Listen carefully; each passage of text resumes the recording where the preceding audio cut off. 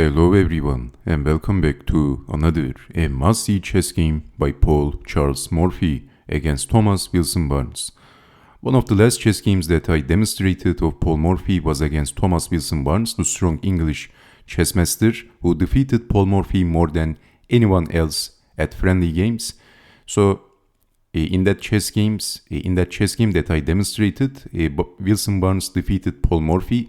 So this time, let's see how Paul Morphy defeated his opponent. This is a small spoiler. And Paul Morphy has the white pieces. So Thomas Wilson Barnes was one of the most worthy opponents for Paul Morphy. One of the most difficult opponents for Paul Morphy. Yet Paul Morphy dominated Wilson Barnes in their lifetime record. So Paul Morphy was perhaps the most accurate chess player in the 19th century until Emmanuel Lescar. So let's see what happened in this chess game. E4, and this chess game happened in London, England in 1858. Also that's for the records. E5, bishop to c4, and this is known as the bishop's opening.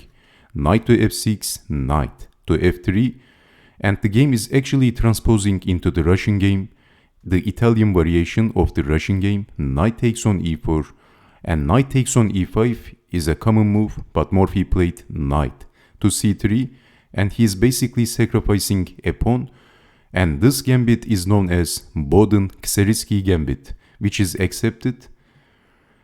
And f6, and Wilson Barnes is defending his e-pawn. Morphy castled knight to c6, knight to h4, and this move makes queen to h5 move possible, queen to e7, and knight to f5, attacking the queen, queen to c5, defending the bishop, d5. Bishop to e3 with a tempo. Paul Morphy is attacking the queen, and then knight goes back, and Morphy is threatening to play queen to h5, and Thomas Wilson Barnes is setting up a little trap for Paul Morphy. He said, "Come on, check my king and make my day," like Clint Eastwood in Dirty Harry movie. Well, Paul Morphy gives check and then g6, and Wilson Barnes says, just like Clint Eastwood in the Dirty Harry movie, "Come on, take my pawn with your knight and make my day." Well, Paul Morphy captured the pawn. Knight takes on g6, but this time bishop to f7. Did Paul Morphy didn't realize that this is actually pinning and losing the piece, because Wilson Barnes didn't capture the knight and then he didn't lose the exchange. He is basically pinning the knight, and if moving the knight, if capturing the rook, bishop takes queen. Is this losing for Paul Charles Morphy? Did Paul Morphy blundered? Well, Morphy played queen to h4.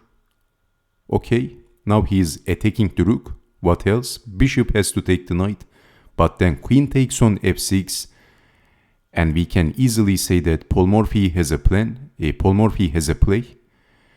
This is attacking the rook, and this is blocking the castling in the queen side.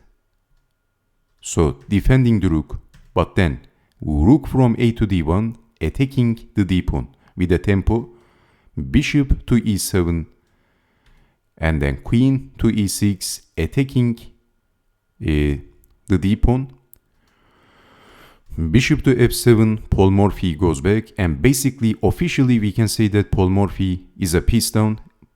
Paul Morphy only has one extra pawn, but on the flip side of the coin, actually black can't castle because of the light square, and black moved the rook, so the king is in the center and open files, and also having a king at the center is very dangerous against Paul Morphy. That's Paul Morphy's speciality.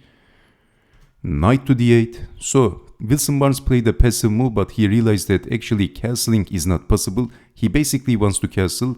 Maybe he's planning to play knight to e6 and then castling, or maybe actually not knight to e6, maybe bishop to e6, and after defending the queen, developing the knight and then castling. And that's a very long plan for Wilson Barnes. So Paul Morphy created a crampy position for his opponent. That was the genius of Paul Morphy, and he is pushing the f-pawn. And we also know that the open files are the speciality of Paul Morphy, so Wilson Barnes is not giving the open file to Paul Morphy. e4 and then bank. Rook takes on d5 by Paul Morphy. What a move.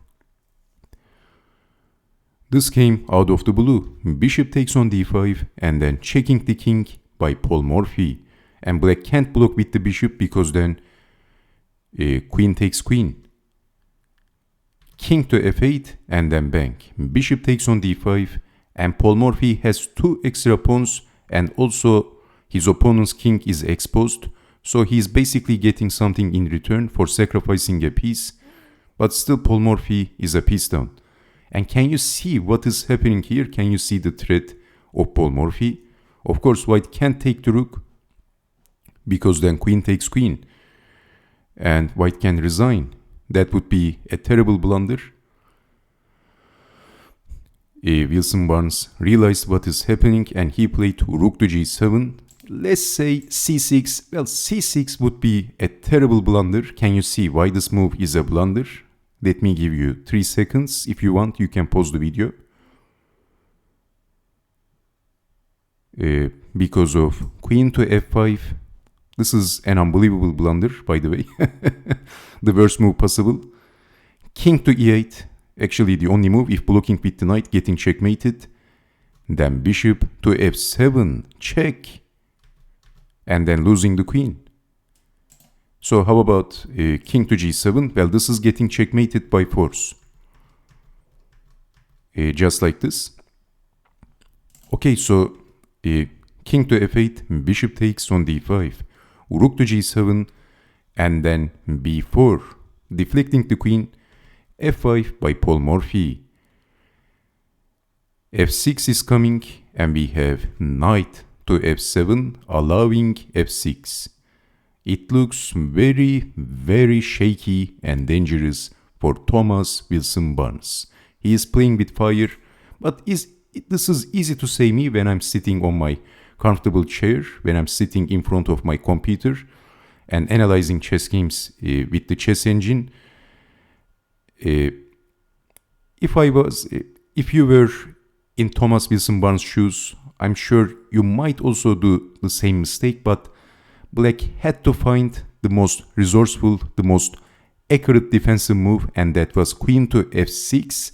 But then white has bishop to d4, so Wilson Barnes didn't want this. Paul Morphy's bishops are firing everywhere in the king side.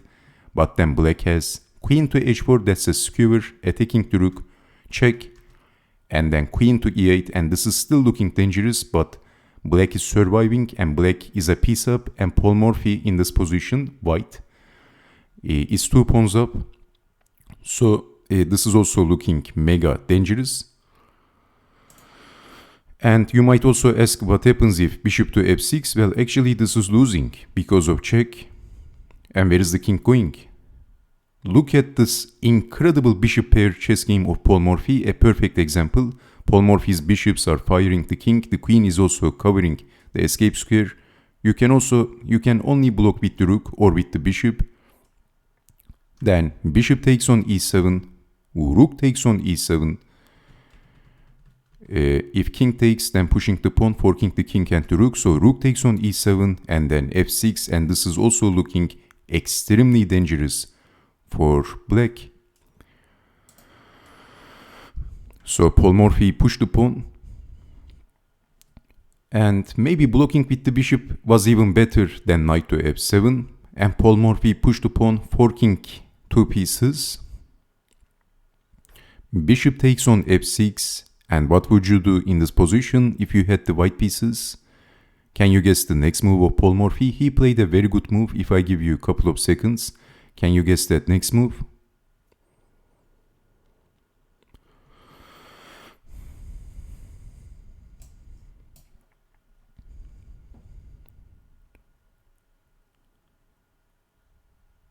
Okay, so Paul Morphy pushed the pawn, b5.